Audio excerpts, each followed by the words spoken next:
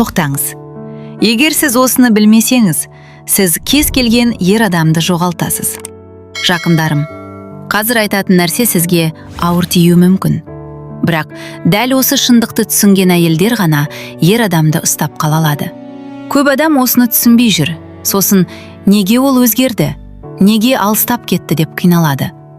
Бірақ шындық. Біреу, қарым-қатынаста ұсақ сияқты көрінетін нәрселер ең үлкен рөл ойнайды. Ең бірінші түсіну керек нәрсе, ер адам сізге ештеңе қарыз емес. Иә, дәл солай. Қазір ішіңізден қалай сонда деп ойлап отырған шығарсыз. Бірақ ойланып көріңіз. Егер біреу сізге сен маған міндеттісің десе, сіздің ішіңізде не болады? Бірден қарсы шығасыз. Ішіңізде бір ауырлық пайда болады. Дәл сол сияқты ер адамда. Егер сіз оған сен осылай істеуің керек, сен маған қарызсың деп қысым жасасаңыз, ол сізден алыстай бастайды. Тіпті жақсы көріп тұрса да іштей қашқысы келеді. Ал егер сіз оған еркіндік берсеңіз, талап қоймасаңыз, ол өзі сізге жақындайды, өзі бірдеңе жасағысы келеді. Өйткені ер адам үшін мәжбүрлік ауыр, ал өз қалауымен жасау ләззат. Мысалы, сіз гүл әпер десеңіз, ол міндет. Ал өзі әкелсе, бұл шынайы ықылас. Айырмашылық дәл осында. Мен айтып тұрғаным, ер адам жауапсыз болсын деген емес. Жоқ. Мен айтып тұрғаным, оны ауырлатпаңыз. Міндеттеп қысым жасамаңыз. Егер ол ересек, дұрыс ер адам болса, ол өзі біледі не істеу керек екенін. Екінші маңызды нәрсе, сіздің өз өміріңіз болуы керек. Көп әйелдердің қателігі бүкіл өмірін ер адамның айналасына байлап қояды. Таңертең тұрды, ойы сол адам. Күні бойы сол адам. Бақыты да, көңіл күйі де сол адамға байланысты. Ал өзі қайда? Өзінің қызығушылығы жоқ, өз арманы жоқ, өз өмірі жоқ. Сонда ер адам не сезінеді? Ол сіздің бүкіл бақытыңыз үшін жауапты екенін сезінеді. Ал бұл өте ауыр. Басында ол өзін батыр сияқты сезінеді. Мен оны бақытты етемін деп. Бірақ уақыт өте келе шаршайды. Өйткені ол бала бағатын әке емес, ол серіктес болғысы келеді. Ер адамға тең дәрежелі, өз өмірі бар әйел қызық. Ал сіз толықтай оған байланып қалсаңыз, бір күні ол басқа жерден жеңілдік іздей бастайды. Бұл шындық. Сондықтан өзіңізді жоғалтпаңыз. Өз өміріңізді құрыңыз. Сонда ғана ол сізге қызығады. Үшінші нәрсе, көңілсіз, наразы бетіңізді тастаңыз. Иә, сол қабағы түйілген, ренжіген күй. Көп әйелдер ойлайды, мен осылай ренжісем, ол түсінеді деп.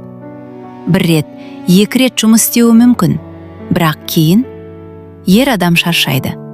Өйткені ол үйге тыныштық үшін келеді, жылулық үшін келеді. Ал егер оны тағы да реніш, стресс, ауыр атмосфера күтіп тұрса, ол сол жерден қашқысы келеді. Мысалы, бала сияқты үндемей, қабақ түйіп отыру, бұл ер адамды жақындатпайды, керісінше алыстатады.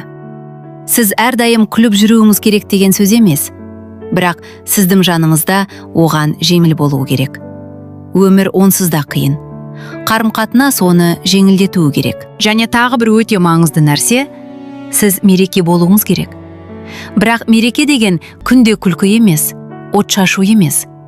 Мереке деген сіздің жаныңызда адам демалуы. Мысалы, ер адам үйге келеді, шаршап келеді. Ол тыныштық күтеді. Ал оны не қарсы алады? Реніш, кінә, қысым.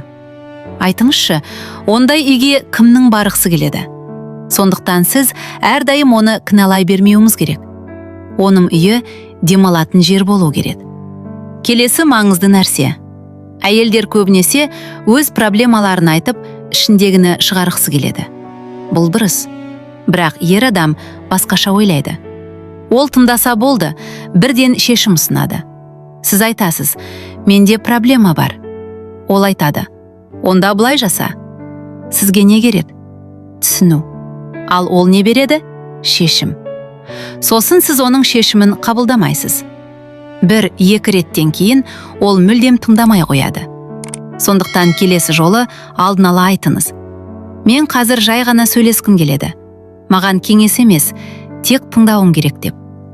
Бұл ұсақ сияқты, бірақ өте маңызды нәрсе. Тағы бір нәрсе. Сіз тек мереке емес, сіз сыйлықсыз. Бірақ тек маған гүл бер деген емес. Көп әйелдер тек алуды күтеді. Ал өздері не береді? Көп жағдайда әйел ана рөліне кіріп кетеді. Мынаны ки, мынаны же. Қамқорлық бар, бірақ ер мен әйел арасындағы энергия жоқ. Ал ер адамға флирт, ойын, тартылыс керек. Мысалы, сіз әдемі болып қайда барасыз? Көбінесе сыртқа. Ал үйде ше? Сол баяғы ки. Кейде тек оған арнап әдемі болыңыз. Кейде тек оған арнап ерекше болыңыз. Бұл ұсақ сияқты, бірақ дәл осы нәрсе ер адамды ұстап тұрады. Өкінішке орай, көп әйелдер мұны кеш түсінеді. Ер адам кеткісі келгенде, немесе басқа біреу пайда болғанда. Тағы бір шындық. Біз қарым-қатынаста көп рөл ойнаймыз. Ана, дос, психолог. Бірақ ең маңызды рөлді ұмытып кетеміз. Ер мен әйел рөлін. Ал ол тартылыс, жақындық, құштарлық. Енді өзіңізге сұрақ қойыңыз. Сіздің өміріңіздегі ең қымбат адам кім? Ата-анаңыз бір күні кетеді. Балаларыңыз өсіп, өз өмірімен кетеді. Ал сіз кіммен қаласыз? Серіктесіңізбен. Сол адам сізбен өмірінің уақытын бөлісіп отыр. Одан қымбат не бар? Егер сізге сол адам үшін кішкене жұмсару қиын болса, егер сізге өкпені азайту қиын болса, онда өзіңізге сұрақ қойыңыз. Сіз не үшін бұл адаммен біргесіз? Шын айтамын. Ең ауыр нәрсе сүйетін адамыңа өз қолыңмен ауырту. Сондықтан жақындарым, жандарымыздағы адамдарды бағалаңыздар.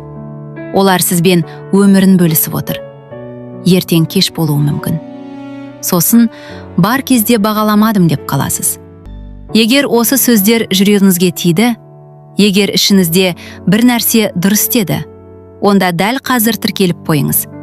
Өйткені мұнда мен сізге жай әдемі сөз емес, өмірді өзгертетін шындықты айтып отырмын. Құрметті көрермендерім, Алла разылығы үшін бір өтінішім бар еді. Егер видеоларым сізге пайдалы болып жүрсе, арнамаға жазылып қойсаңыздар, мен шын жүректен қуанып қаламын. Тек подписаться батырмасын бассаңыз жеткілікті. Сіздердің қолдауларыңыз мен үшін ең үлкен мотивация. Әрбір жазылушы мен үшін өте қымбат және ерекше. Дендеріңіз сау болсын, ауырмаңыздаршы. Үйлеріңіз берекеге, жүректеріңіз тыныштыққа толы болсын. Құрметті менің ең жақын көрермендерім. Егер сіз менің айтқандарымды түсініп, өмірімізде жақсы өзгерістерді көруге дайын болсаңыз, мені қолдап, арнама тіркеліп кетіңізші. Әрбір тіркелген адам мен үшін ең қымбат әрі бағалы адам. Сіздер менің күшімсіздер. Мен сіздермен бірге өсіп, дамып, өмірдің шынайы құндылықтарын ашатын боламыз. Бірге болайық. Тек құрметті адам болу емес, өзімізді сыйлайтын күшті адам болайық. Сіздерге ең жақсы тілектер мен қуат. Мен сіздер үшін әрқашан пайдалы боламын.